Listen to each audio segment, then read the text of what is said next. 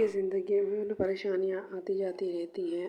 आज के व्लॉग में ना मैं आपको बताऊंगी कि एक समझदार औरत मुश्किल हालात का सामना किस तरीके से करती है। अस्सलामु अलैकुम माय यूट्यूब फैमिली। उम्मीद करती हूँ कि आप भी ठीक ठाक होंगे और मैं भी ठीक ठाक हूँ। अल्हम्दुलिल्लाह मैं भी ठीक ठाक हूँ। मैंने आज जुमे का दिन है और आज का दिन मुझे ना ऐसा अच्छा लग रहा था कि जैसे ना खिला खुला आसमान, बादल ऐसे हो रहे थे, खुले खिले बादल हो रहे थे कि जैसे ना धूप निकल आएगी। आज सुबह से धूप निकल आ गई, निकलने लगी, आ रही जा रही, जैसे ठंडी धूप है, तेज़ी नहीं है धूप में ना। तो मैं अल्लाह पाक का शुक्र अदा कर रही थी कि चलो अल्लाह ताला बारिश बंद होगी। कि बारिशों से जो नुकसानात हुए, जो सैलाब के रेले आए हैं, लोगों को कितनी परेशानियों का सामना हुआ है, कितनों की गाड़ियाँ पानियों में डूब गई हैं, कितनी मुश्किलों से आए हैं। तो इसी ब्लॉग का आगाज़ करते हैं। आज जुमे का दिन है। मैं घर की सफाई कर रही थी, मेरी बेटी सो रही थी, वो भी इतने में उठ चुकी थी। फिर मैं जल्दी सफाई कर लें, फिर मैं सफाई करने लग गई थी।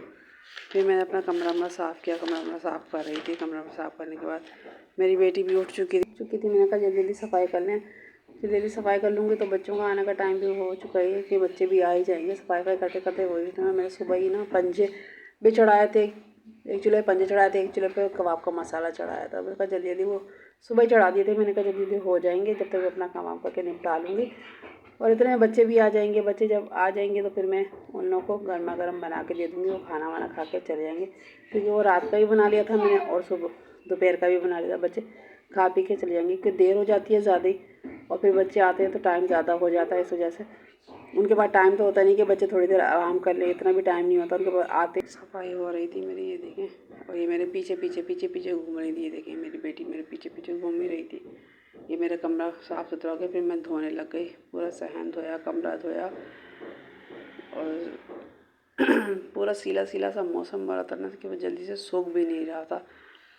पूरा घर धो रही, तो घर धोने के बाद मैंने आटा भी गूँध लिया था और आटा गूँध के आ गई थी, रख दिया था उसको, छोड़ दिया था थोड़ा आटे में ना लोंच आ जाए। इतने मैं बर्तन धोने लग गई। मैं बर्तन धो, क्योंकि मेरा किचन थोड़ा सा जो है ना बर्तन धोने की जगह अंदर बनी हुई है, छोटा सा वो बना हुआ है स्टोर टाइप, उसके अंदर जगह बनी हुई है, उसके अंदर ही मैं बर्तन धोती हूँ। जितने में मैंने जल्दी रोटियाँ बनाना शुरू कर दी थी, रोटियाँ बना रही थी। मैंने कहा फिर टाइम भी ज़्यादा हो रहा था, और बच्चे भी कि मैंने कहा कबाब में उनको गर्मा गर्म तल के दे दूँगी। वो 1 बजे तक आ जाते हैं स्कूल से। बच्चों के पास इतना भी टाइम नहीं होता है कि थोड़ी सी देर वो आराम कर लें। जल्दी खाते ही बस मदरसे के कपड़े पहनते हैं बच्चे, और इस मदरसे की तैयारी करते हैं और मदरसे चले जाते हैं। वहाँ से 4 बजे बच्चे आते हैं। 4 बजे बच्चे आते हैं, 4 बजे आके बस कपड़ों पहनते हैं, घर के कपड़े पहनते हैं, फिर चेंज वेंज करके कपड़े अपने सही तरीके से रख के फिर वो लोग ट्यूशन की तैयारी करने लग जाते हैं। बच्चे ट्यूशन चले जाते हैं। जब मैं दोपहर में फारिग हो गई थी, फिर मैंने सोचा कि मैं अपना सूट सी लूँ। मेरे शौहर ने मुझे सूट दिलाया था, और जब शौहर अपनी खुशी से कोई चीज़ दिलाता है ना तो बहुत खुशी होती है, दिल से इतनी खुशी होती है ना कि बस यही छोटी छोटी चीज़ें होती हैं इंसान की जो मोहब्बतें पैदा करती हैं, दिल में जगह बनाती हैं। यही वजह होती है कि आप भी छोटी छोटी चीज़ें लेते देते रहा करें। इनसे शौहर का भी दिल खुश है। जब मैं कोई अच्छी चीज़ पकाती हूँ तो वो भी बहुत तारीफ़ करते हैं, और बहुत वो भी खुश होते हैं कि हाँ आज तुमने बहुत अच्छी चीज़ पकाई, ये है वो बोलते हैं। तो इतने में बच्चे भी स्कूल से आने वाले थे, तो आ ही चुके थे, बल्कि वो कपड़े चेंज कर रहे थे। फिर मैंने, और यहाँ देख सकते हैं गाइस, मेरी रोटियाँ तैयार होने पर हैं। ये थोड़ी सी रोटियाँ मेरी रह गई हैं, बस ये 2-4 रोटियाँ। फिर मैं यहाँ से अपना पूरा स्लिप साफ़ करके फिर जाके आराम से बच्चों को तैयार हो चुकी हैं। मेरी रोटियाँ तैयार हो गई हैं। देखिए मैंने फिर हार्डबोर्ड में कपड़े में लपेट के उनको रख दिया था। ये मेरा कबाब का मसाला तैयार हो चुका था। फिर मैं कबाब का मसाला पीस के फिर मैंने घर की धुलाई शुरू कर दी थी। सारा काम वाम करने के बाद मैं फिर मसाला वसाला धुला के फिर मैं कबाब, बच्चे आ गए थे, मैंने कबाब तलने थे, मैं कबाब तल रही थी, बच्चे कपड़े बदल रहे थे वो लोग। फिर मैंने कहा जल्दी मैं कबाब तल के देती हूँ, आप लोग गर्म गर्म खाना खाओ। बस मैं तल के देती जाती हूँ, आप लोग खाना खाते जाओ, और जल्दी खाना खा के बस अपने मदरसे की तैयारी करो। कपड़े तो वो मदरसे के चेंज कर लेते, स्कूल से आते के साथ ही कपड़े मदरसे के ही पहनते हैं, पहन के ही खाना खाते हैं। इतने में मैं कबाब तल के डाल ही रही थी। हम लोग तैयारियाँ कर रहे थे, मुँह हाथ वगैरह धो रहे थे कपड़े बदलने के बाद। तो फिर मैं कबाब तल के बच्चों को दे रही थी कि आप जल्दी खाओ और मदरसे जाओ, टाइम हो चुका है, 1:45 होने वाले। इतना भी बच्चों के पास टाइम नहीं होता कि वो बैठ के थोड़ी देर आराम कर लें, बस खाते ही वो निकल ही रहे थे। इतने में मैं अपना ये देखिए मेरे कबाब तल रही हैं, हो गए मेरे कबाब बिल्कुल रेडी थे। बस मैंने बच्चों को बोला जल्दी आप खाएं और जाइए। अभी दोपहर का टाइम था, मेरी बहन खेलते सो गई थी क्योंकि मैं कपड़े सिलाई करने बैठ गई थी। सूट तो मैंने पहले उसी दिन एतवार वाले दिन ही कटिंग करके रख लिया था। एतवार को ही लेकर आई थी संडे बाज़ार से, तो मैंने कटिंग करके रख लिया था। अब ये बच्चे देखें मदरसे जा रहे हैं और फिर ये अब आएंगे 4 बजे। जब तक मैंने कहा आप लोग मदरसे की तैयारी कर लिया, फटाफट आप निकलने की करो।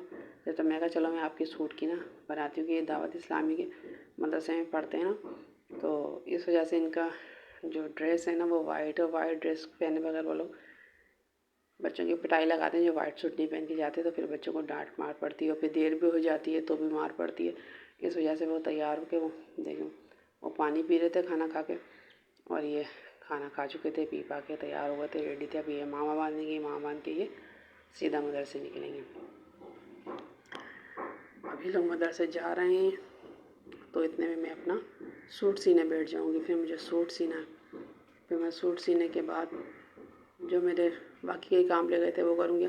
अब मैं 3 दिन के कपड़े धुले, मैं बारिश जब से स्टार्ट हुई 3 दिन मैंने कपड़े धोए हुए हो गए थे। 3 से 4 दिन में कपड़े सूख के ही नहीं दे रहे थे, इतने सीला, क्योंकि धूप नहीं लगती तो कपड़ों में स्मेल हो जाती है। ये मैं अपना सूट सीने बैठ गई थी। जो मेरे फारिग काम होते हैं मैं बाद में कर लेती हूँ। अब मैं जब फारिग हो गई थी तो मैं अपना सूट सीने बैठ गई थी। बच्चे मदरसे चले गए थे। जितना में मेरा सूट सिलेगा उतनी देर में बच्चे आ भी जाएंगे। इसकी मैं बेल लाना भूल गई थी, बेल लेकर नहीं आई थी। मैंने कहा खड़ा करके रख लेते हैं इनको। यानी कि कमीज़ की फिटिंग वगैरह मैंने कर ली थी, दामन और चाक वगैरह पे, आस्तीन वगैरह पे बेल लगानी थी, और पजामा भी मैंने खड़ा कर लिया था, अपनी शलवार खड़ी कर ली थी। और उसके अंदर मुझे पाँचों में बेल लगानी थी तो इसलिए वो रह गई थी। बाकी इंसिंग की सिलाई देनी थी। बाकी सूट मेरा पूरा खड़ा हो चुका था, खाली चाक दामन बनने थे और आस्तीन लगानी अटैच करनी रह गई थी कमीज़ के अंदर, गला बनाना रह गया था। बस यही काम मेरे रह गए थे। जब वो मेरे फुल तैयार हो जाएंगे तो इसका मैं फाइनल लुक भी आपको ज़रूर दिखाऊंगी कि मैंने सूट सिया। आप लोग कैसा लगेगा मेरा सूट सिलने के बाद, कैसा लगता है, फिर वो भी मैं आपसे शेयर करूँगी। अभी तो ये मैंने खाली बस साइडों की सिलाई लगा रही थी, पजामा खड़ा कर रही थी, तो मैंने जल्दी जल्दी अपना ये काम भी कर लिया था। इतनी देर में जब तो मेरा एक काम हो जाएगा उतनी देर में दूसरे काम भी मेरे निमट जाएंगे। फिर मैंने जब से अपना सूट सी लिया था उसके बाद मैं आपको दिखाती हूँ कि मेरा सूट सिलने के बाद, खड़े होने के बाद, क्योंकि उसमें गला वाला तो मेरा बना नहीं है, फिर वो मैं आपको दिखाती हूँ आगे जाके। देखिए ये मेरा सूट खड़ा हो चुका है बिल्कुल, सिलाइयाँ सारी कंप्लीट हो गई हैं। अब ये फाइनल हो जाएगा बिल्कुल सिलने के बाद। तो मेरे बच्चे भी आ गए थे, इधर में मेरे बच्चे भी आ गए थे मदरसे से। ये देखेंगे ये बच्चे भी आ गए हमारे घर में। 3-4 दिन हो गए जब से, पूरा समझो तकरीबन हफ्ता ही होने को आ गया, आना जाना। लाइट नहीं लगा हुआ था क्योंकि लाइट ही थी जब मैं फारिग हो गई थी। तो फिर मैं कपड़े थे करने, चार्जिंग लाइट मेरी बैटरी से चलती है, वो बैटरी से बैटरी मुझे कहीं और से चार्ज करवा के मंगवानी पड़ रही थी। और फिर ये देखें जो कपड़े रह गए थे वो कपड़े मैं तय करने बैठ गई थी। जो सूख गए थे वो मैं कपड़े तय कर थी, लेकिन हल्की हल्की स्मेल इनमें रह गई थी। मैंने कहा धूप में, जब धूप निकलेगी तो फिर मैं इनको धूप लगाऊंगी, क्योंकि मेरे सहन में, पूरे सहन में धूप आ जाती है पूरे सहन में। और जिस चीज़ को मेरी वीडियो अच्छी लगी वो लाइक करो, शेयर करो, सब्सक्राइब करना मत भूलना। देखते रहें मेरा ब्लॉग। घर वाली बात।